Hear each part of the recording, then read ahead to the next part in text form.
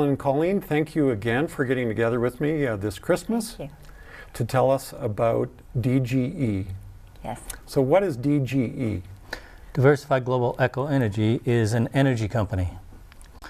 Energy company that we sell power. We don't sell the units, we maintain, we build, and we own all the units. But we go around the globe and we sell power.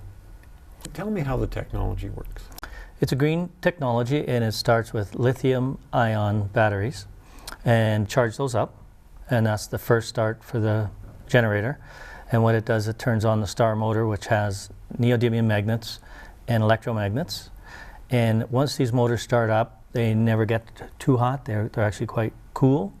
And when the system kicks in with its own energy from the magnets to the lithium batteries, it cranks on then the generator.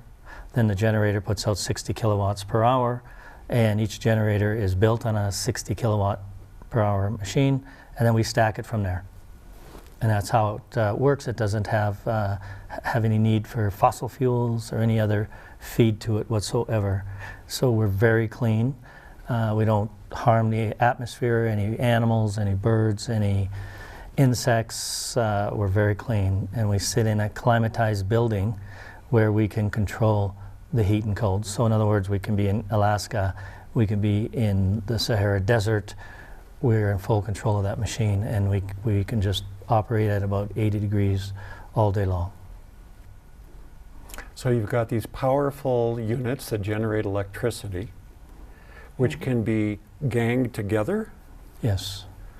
Or they can be separate and dispersed? Correct. So why don't you just tell me how there are different sort of arrangements of how it can be distributed?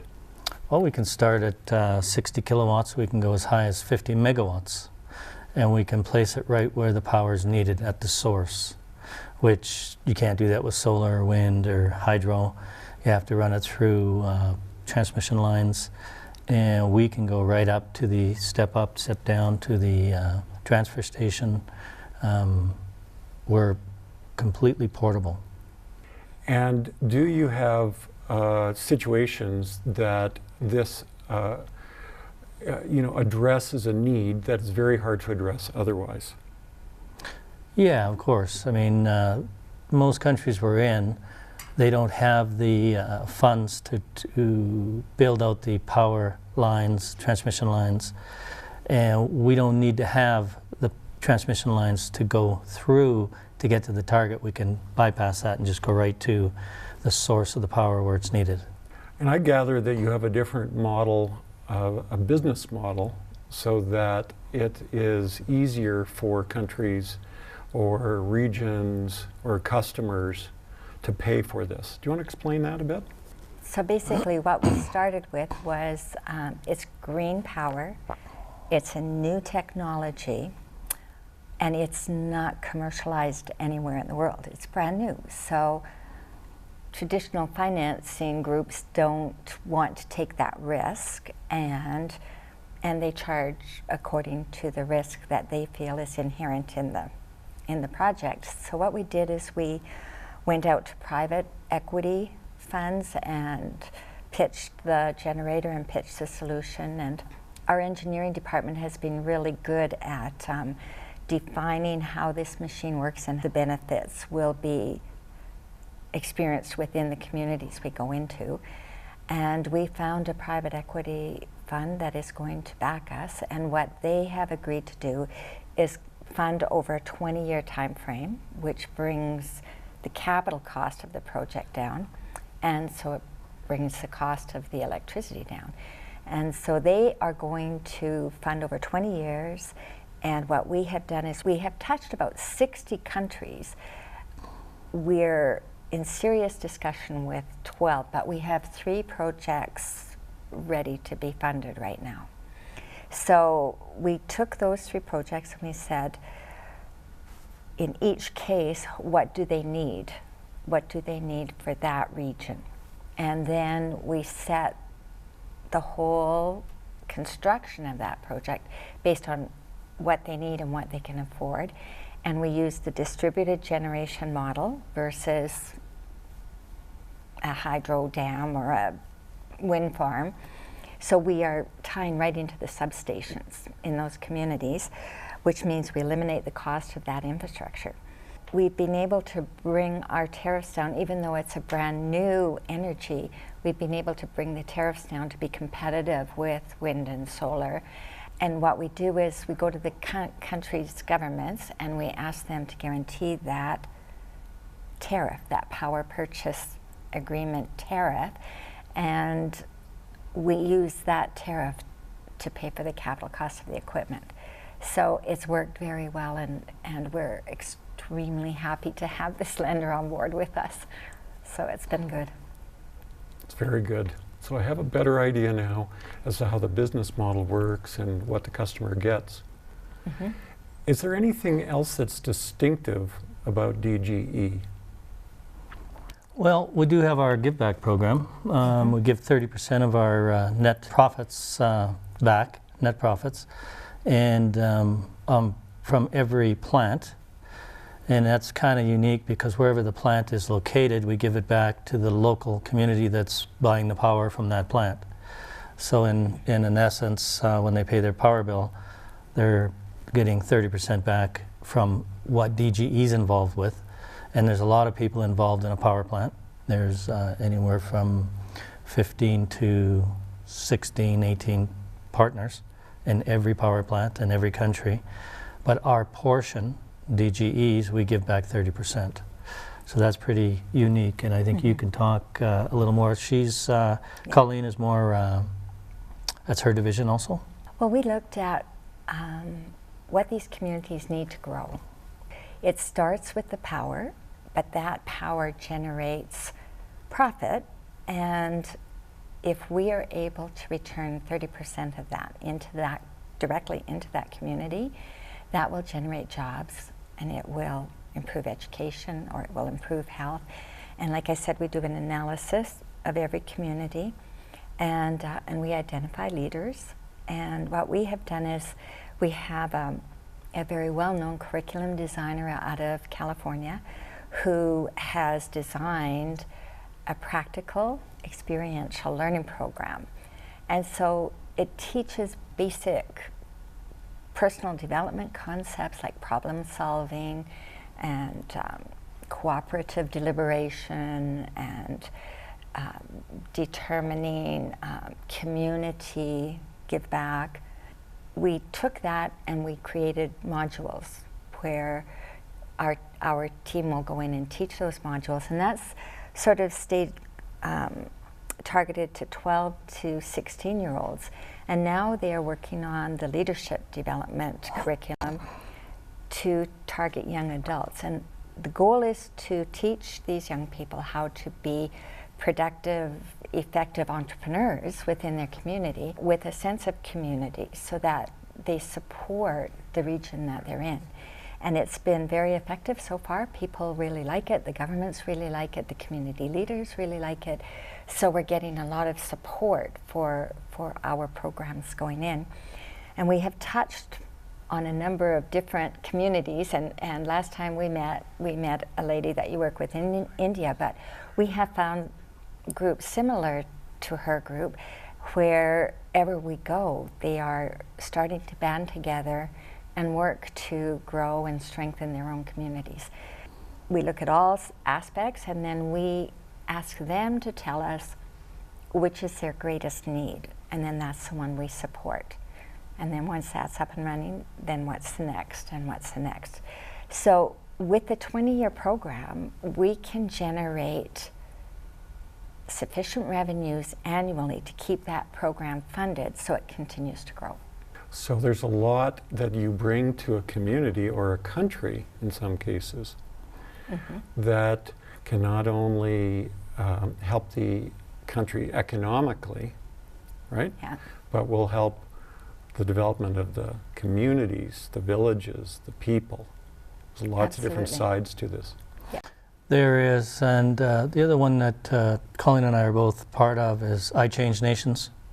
I Change Nations, we're ambassadors. We represent about 129 countries with them. And one of our goals is to commercialize villages with these countries.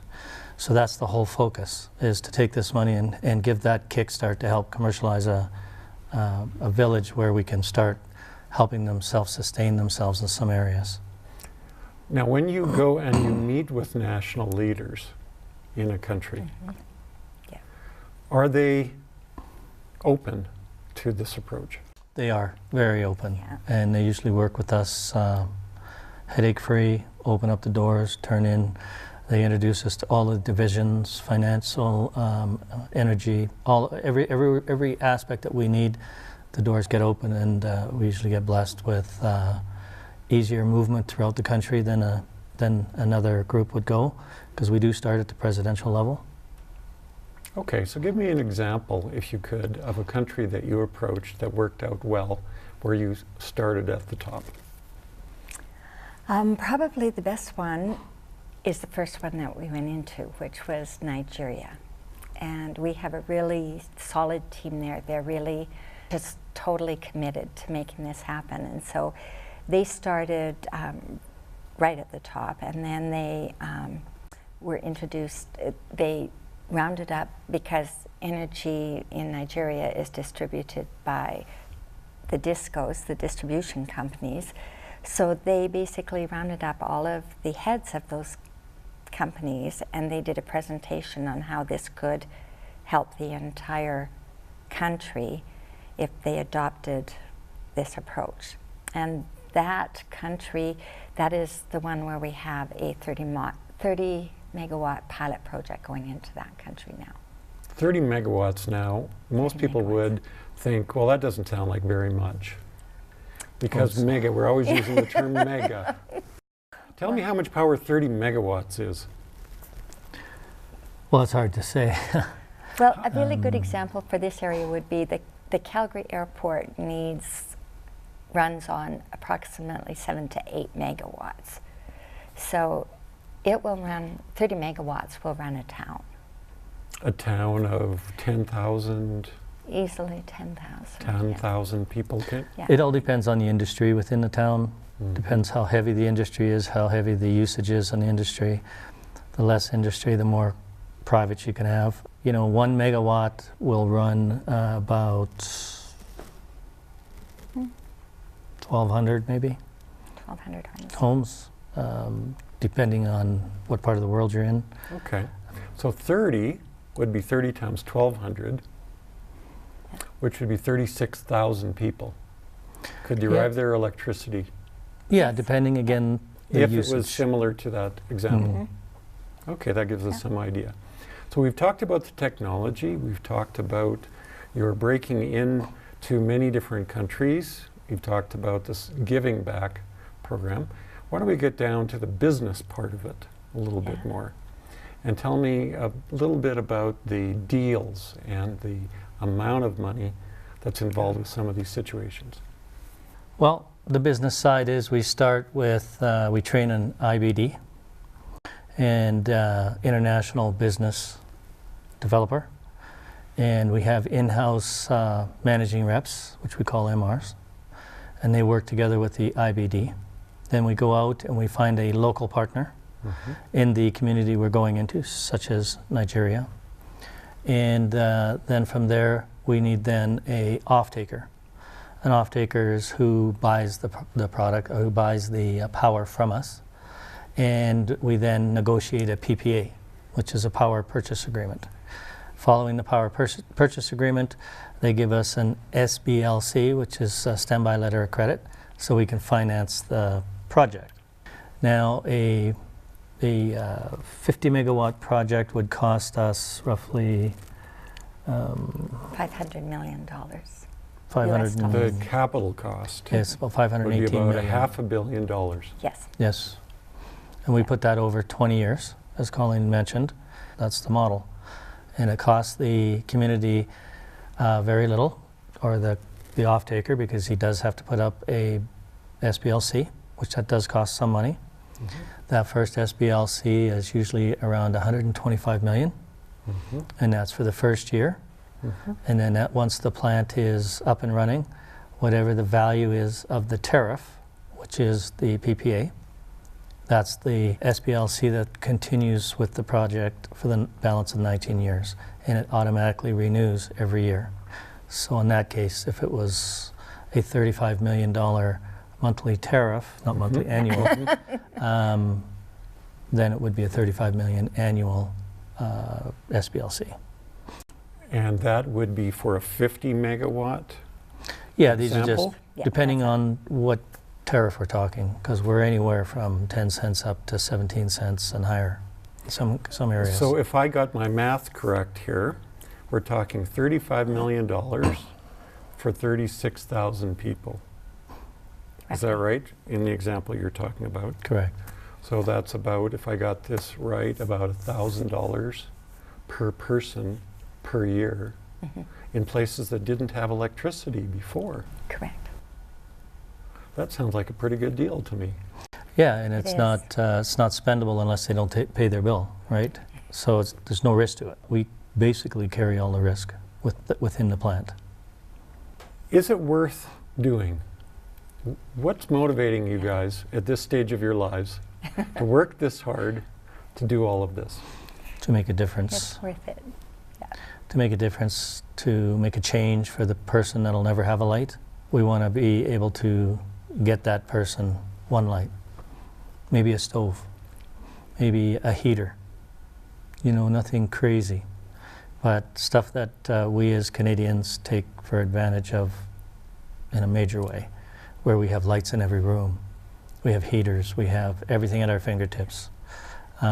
What we would like to do is give them a smidgen of success in the electricity world where they don't have right now. Some of them don't even have a flashlight, let alone a candle. It's pitch black. And if we can help light up their lives and make a difference, we've succeeded. Is there anything else you guys wanted to talk about that people should know about DGE? I'll jump in. We had some really exciting news this last month because we have been working at getting sort of a critical mass before we can actually start up the manufacturing plant. We in fact achieved that minimum critical mass this month, and so the manufacturer is beginning production in the first quarter of 2019. We have probably 50 to 60 projects that said, no, we want to see a machine running before we commit to taking on this project, no matter how good it sounds. Everybody wants to know it works. And so we have a fairly large plant going into play in the first quarter of 2019, and we will be able to bring all of these people to a working plant early in 2019. So this is a breakthrough for DGE. It's a huge breakthrough. Oh it's yeah, a huge it's breakthrough. definitely is. It's going to make the difference of where we go from here. Now you'll have a working model that every country in the world Can come and and touch visit. and feel it. Yep. and Exactly. see Exactly how it works. how it works. Tell me about Next Gen Global TV. Next Gen Global TV, we're one of the founders, Colleen and I, and Maynard Reimer. We have a great team here in Calgary, Alberta, and we created Next Gen Global TV to talk about our stories globally. So we are buying GoPros and cameras throughout the next few years. We're going to be having camera crews follow us. When these machines go in, the generators, we're going to see the change, and we're going to bring live a young man or a young woman getting a light for the first time in the history of their lives. And we're going to televise that on our streaming line. And we go into the presidential meetings letting them know that we're going to do this, and they're all on board. So it helps them share the word to their people that Next Gen Global TV's here with DGE to make a difference. Colleen, did you want to add anything about Next Gen? Yes, Global I TV? do, because what we're really excited about, we have the Give Back program and we have the programs that are going into the community. So we can actually give a diary of how that community develops with pictures. And pictures are powerful. Pictures are more powerful than words. And so we're just thrilled to have that channel available to us within those communities. And so you would be getting this video from all around the world. Mm-hmm.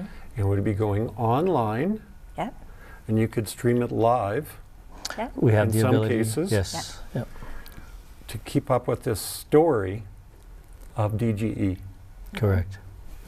And we have lots of really awesome educators who are wanting to design educational programs that they can stream into those communities as well.